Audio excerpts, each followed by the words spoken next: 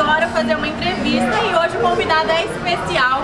Vou trazer aqui para o canal para bater um papo com o famoso palestrudo. Lembrando, se você não é inscrito, já se inscreve aqui, deixa o seu like e comenta bastante, tá bom?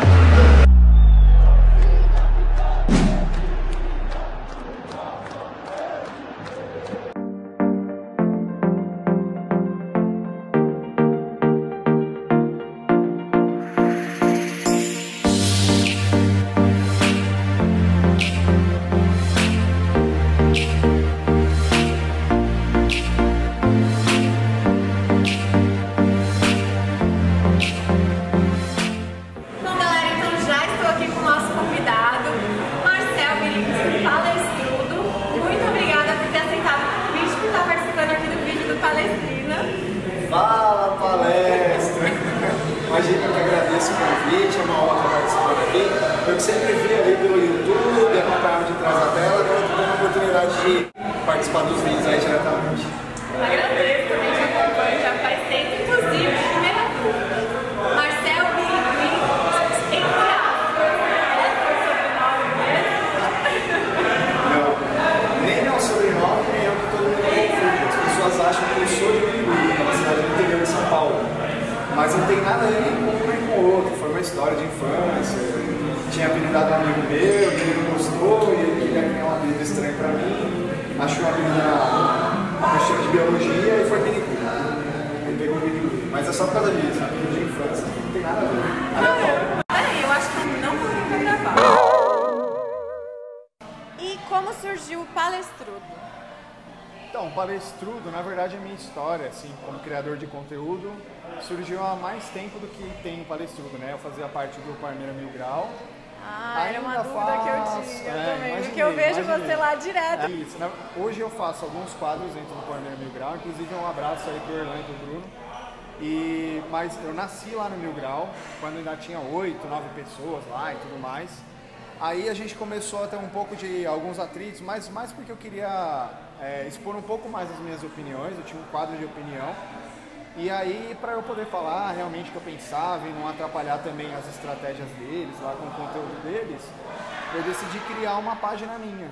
E aí o nome Palestrudo foi uma votação popular, eu ofereci 3 nomes para os seguidores. Então eu pedi para migrarem os seguidores do Mil Grau para o Palestrudo no começo.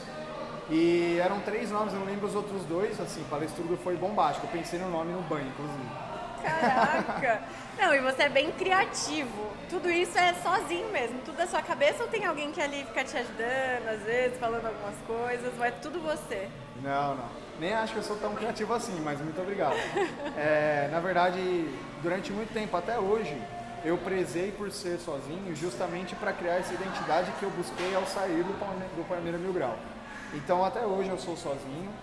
De vez em quando alguém me manda um meme ali, eu encaixo, dou os créditos e tudo mais, mas normalmente eu crio o conteúdo sozinho mesmo. Assim. Que legal. E há quanto tempo mais ou menos tem o Palestrudo, você sabe me dizer? O Palestrudo tem uns 3 anos aproximadamente. Eu entrei achei no que Mil fosse Grau. mais antigo, é recente até. Não, até que é recente. Eu entrei no Mil Grau em 2015 e criei o Palestrudo no final de 2017.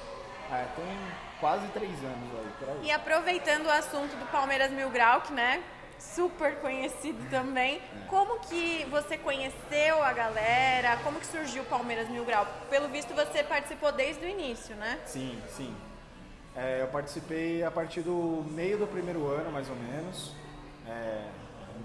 em 2014 para 2015. Eu via o que os meninos faziam, o jeito que eles criavam conteúdo. Na época trabalhava-se muito com Twitter e na época tínhamos um blog que era um formato de site, era um site em formato de blog, na verdade é o inverso. Então eram conteúdos em texto, criavam-se memes, na época o Facebook era o auge e tudo mais. E eu via aquilo e falava, putz, eu teria prazer em fazer e eu tenho capacidade de criar o mesmo conteúdo. Aí eu conversei com os meninos no Facebook, até lá nas mensagens. E aí o Bruno me aceitou lá, eu fiz uns testes, passei nos testes e depois eu assumi o blog. E então eu ficava só lá no background, né? Eu escrevia pro blog, criava os memes. E aí depois de um tempo, o Snapchat virou a rede social do momento. E era criação de vídeo e tudo mais. nós tínhamos o Snapchat, mas estava vago. Aí o Bruno falou, cria conteúdo no Snapchat lá e tal. Aí eu pegava os memes e jogava no Snapchat, só que o Snapchat é uma rede social de vídeos. Aí ele falou, cara, fala alguma coisa, pega a câmera, fala qualquer coisa lá, sei lá, você é meio bobo, então vai dar certo e tal. Eu falei, da hora, então beleza, obrigado pelo elogio. Aí eu comecei a falar as notícias do dia. Na época eu criei o Mil Grau News, que hoje é o Deu a Hora. Então aí eu criei um quadro de notícias diárias, que acabou fazendo sucesso no Snapchat e migrou para o Story do Instagram. Foi aí que eu fiquei conhecido e tudo mais. E foi a partir daí que eu criei o Palestrudo, que é o meu principal quadro, que é o Deu a Hora. Caramba, e olha, precisa ter muita persistência mesmo, determinação para conseguir manter um quadro diário, né?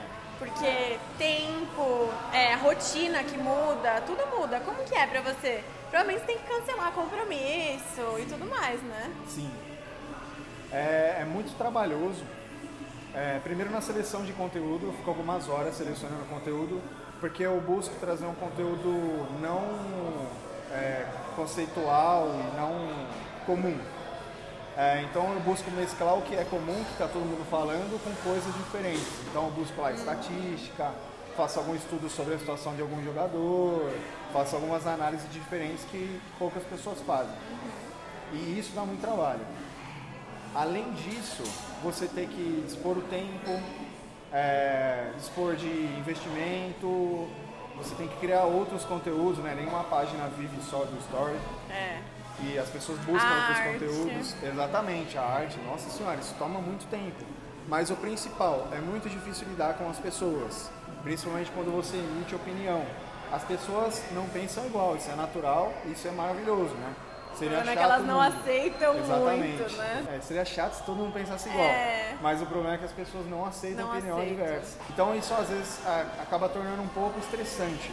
Mas não é nada que a gente esteja acostumado, não saiba lidar. E a gente contorna a situação, acaba virando amigo o hater, né? Eu não sou um cara que gosta de dar bloco.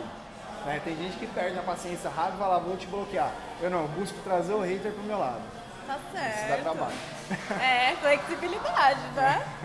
E, assim, a sua opinião, pelo que eu percebo, não é aquela opinião tão corneta. Pelo menos pelo que eu te assisto, eu não acho você tão corneteiro. E você sofre bastante com hater?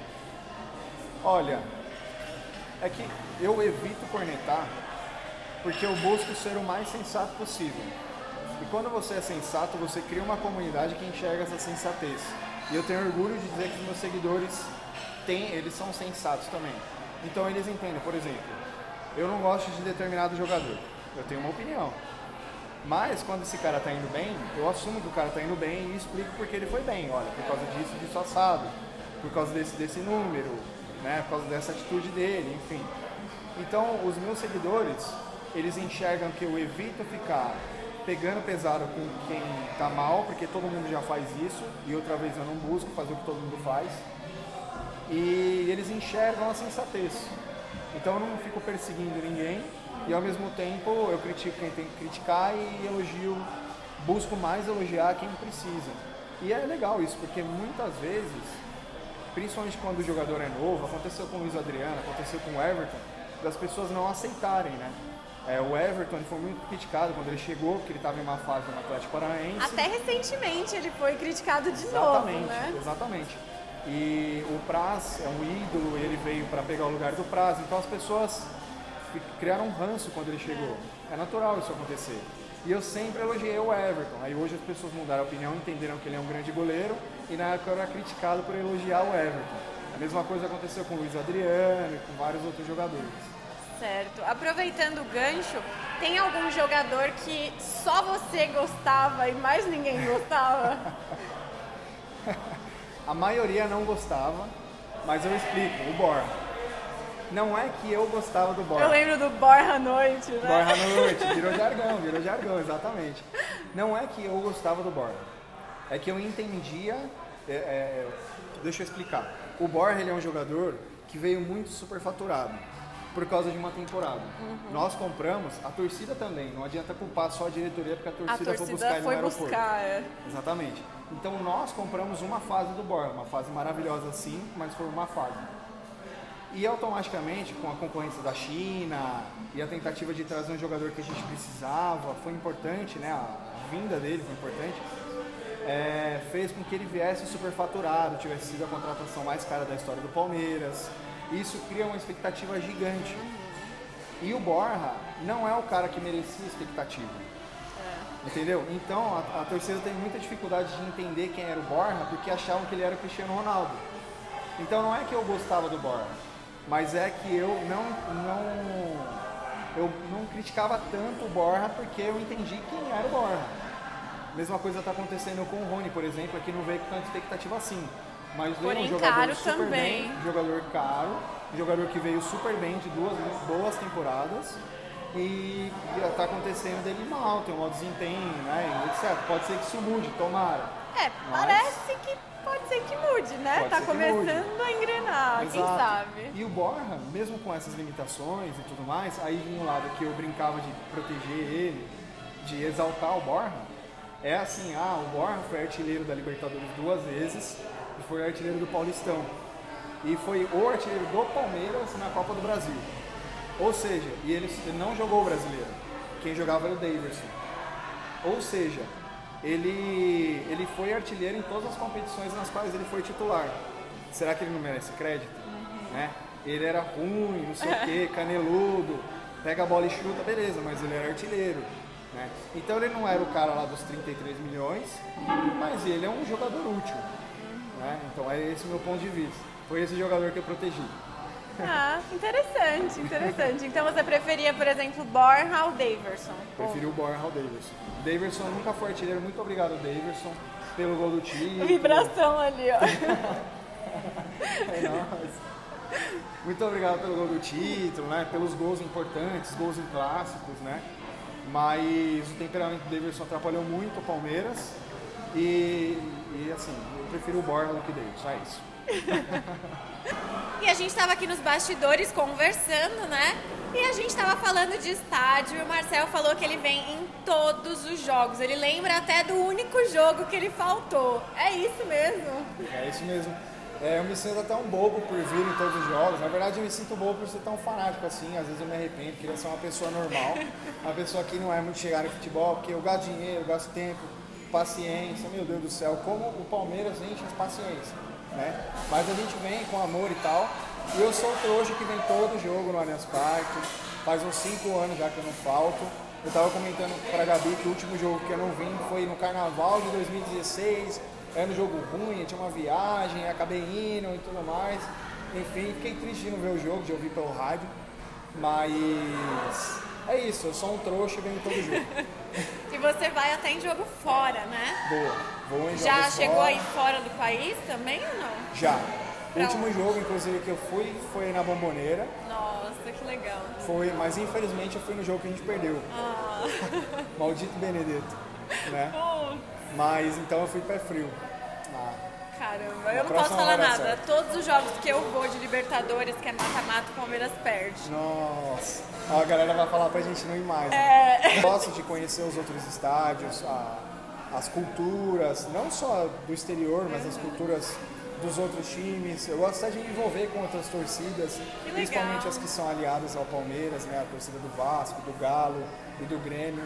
E eu gosto de conhecer as estruturas dos outros estádios, até para poder criticar, porque eu acho que a gente ganha propriedade para criticar quando a gente conhece o outro lado. Com certeza. E já tive experiências maravilhosas também de conhecer templos de futebol. Fui no Maracanã assistir jogo contra o Flamengo. Nossa, que demais. São atmosferas assim impagáveis. E você que tá sempre no estádio, deve estar sentindo uma falta absurda, né? Tô.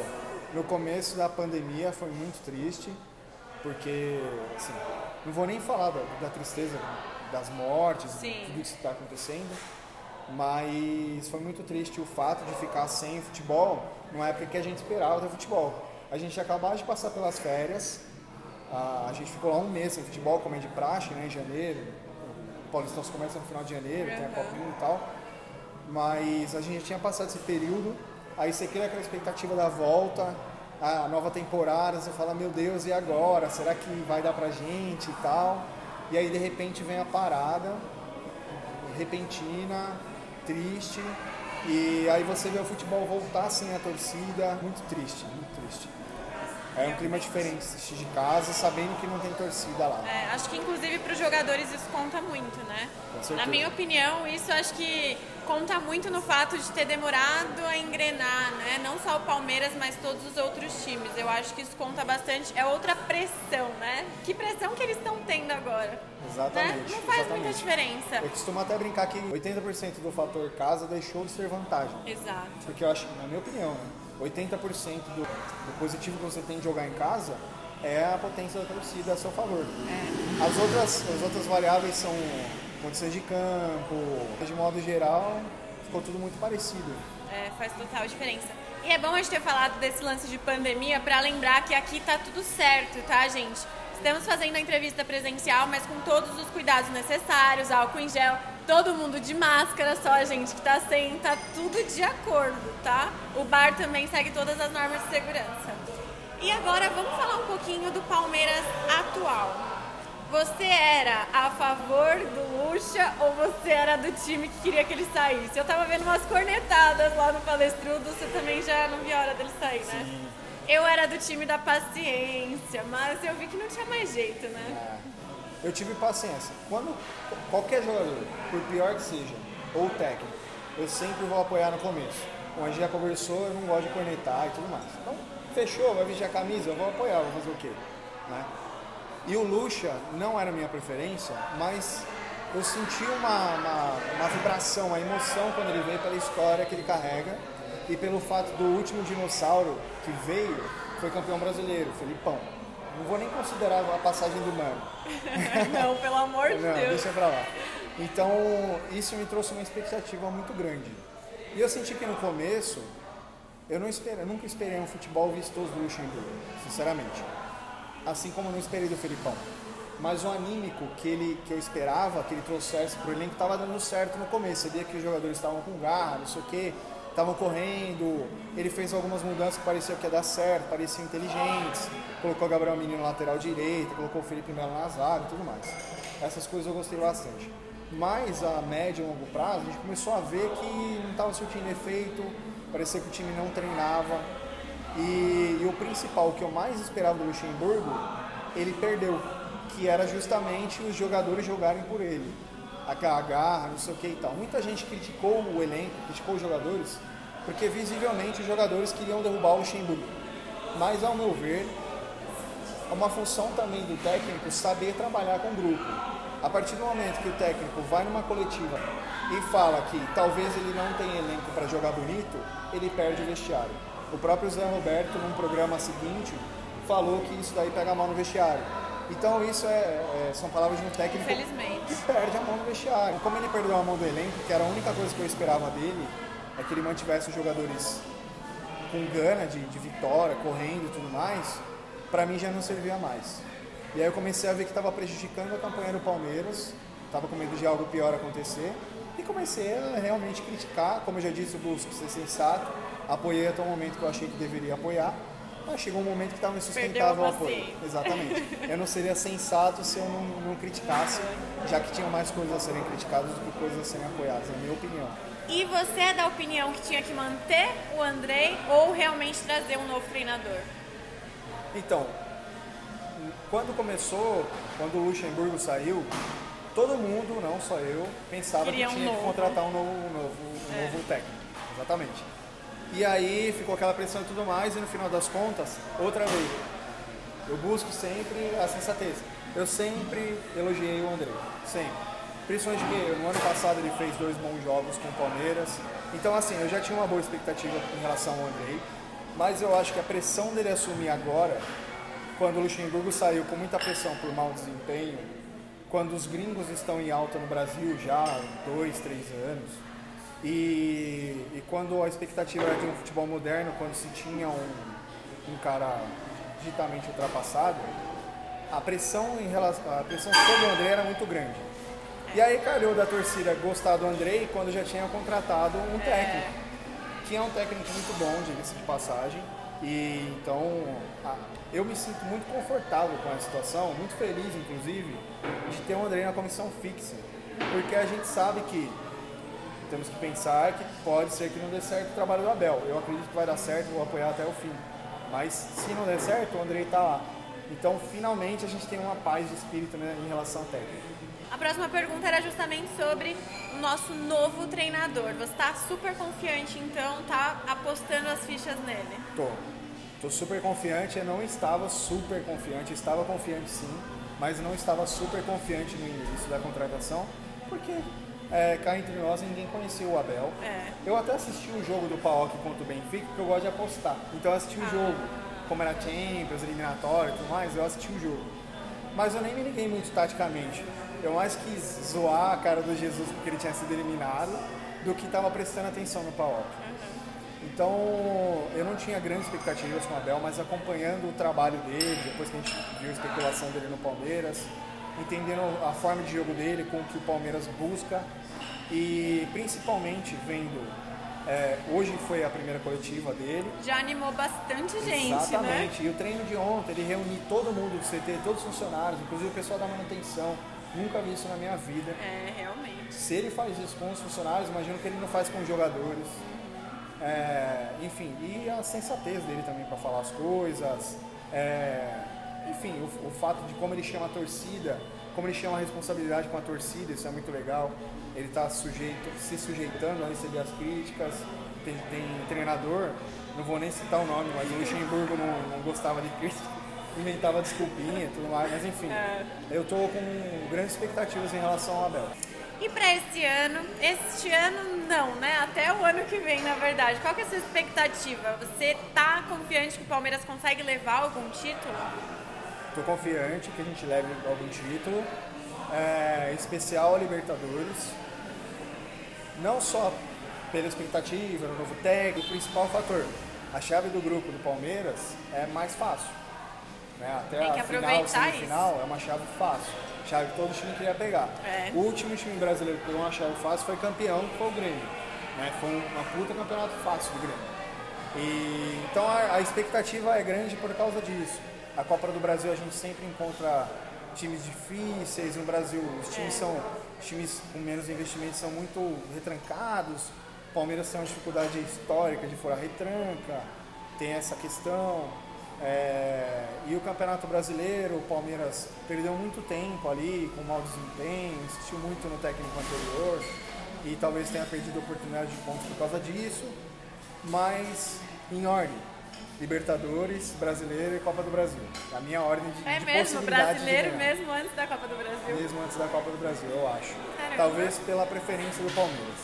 Pergunta que não pode faltar, que tá aqui no meu roteiro, eu tava esquecendo, Felipe Melo. Na zaga ou volante? Volante. Também acho. Eu acho que ele até desempenhou bem na zaga. Ele parou de tomar cartões, isso todo mundo tinha muito medo. Se não me engano, até o 12º jogo dele como zagueiro, ele não tinha cometido nenhuma falta com cartão amarelo. Entendeu? Surpreendente, totalmente surpreendente. E então, assim, ele é tão bom que ele soube dosar. Mas ele é um cara que dá bote. E aí isso é complicado, porque por mais que ele não faça falta, ele acaba dando bote para não fazer a falta, ele acaba ficando vulnerável, porque se o cara sai do bote dele, acabou, não tem mais ninguém, ele é o último homem.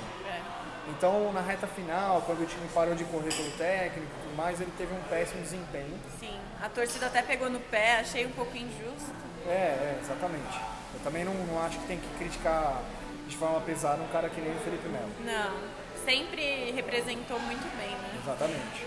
Então, ele é melhor como volante. Como volante é um dos melhores volantes das Américas, aí, sem dúvida nenhuma. Para fechar o Felipe Melo, ele tem grande valor dentro de campo, mas principalmente no elenco, no vestiário. Eu tenho alguns contatos com alguns jogadores e tudo mais. Eu sei um pouquinho do vestiário, né? Tem coisas que eles não soltam por questão ética, claro. Mas algumas coisas positivas. Os jogadores eles jamais vão soltar algo negativo de dentro do vestiário, eles são éticos, mas o que é positivo eles costumam falar. Legal. E o Felipe Melo é um cara muito exaltado, tanto pela base quanto pelos jogadores mais consolidados aí, ele é um cara muito elogiado. Tem um boato aí que o jornalista acabou de inventar e tal, não vou nem citar o nome do cara, de que tem um problema no vestiário entre os veteranos e a molecada da base. Aí hoje no treino apareceu o Felipe Melo rindo com o Patrick de Paula, com o Eric. Aí a gente vê o problema, né? Exatamente. E eu tenho contato justamente com as duas vertentes, então eu sei que isso daí é uma mentira. Então tá esclarecido aí também, né? Tá Obrigada. esclarecido. Não acreditem em jornalista fofoqueiro. Gente. Nem é péssimo. trabalho dele, nem deveria ser esse o trabalho dele. Péssimo. Bom, vamos ficando por aqui. Excelente bate-papo, adorei te conhecer melhor. Muito obrigada mais uma vez por ter participado, tá? Foi um prazer imenso. Prazer é todo meu, muito obrigado, parabéns pelo trabalho. Muito obrigado por quem assistiu, principalmente assistiu até o final, porque eu falo pra cacete. Eu gosto de falar do Palmeiras, então fico falando desgovernadamente. Então, muito obrigado a todos. Deem o like no vídeo, compartilhem com a galera, se inscrevam no canal, tá bom? E muito obrigado pela atenção. É isso aí, também se inscrevam lá no canal do Palestrudo, que eu vi que você voltou, né, a postar vídeos, então já se inscrevam lá no canal do Palestrudo também. Um beijo, galera, e avante palestra!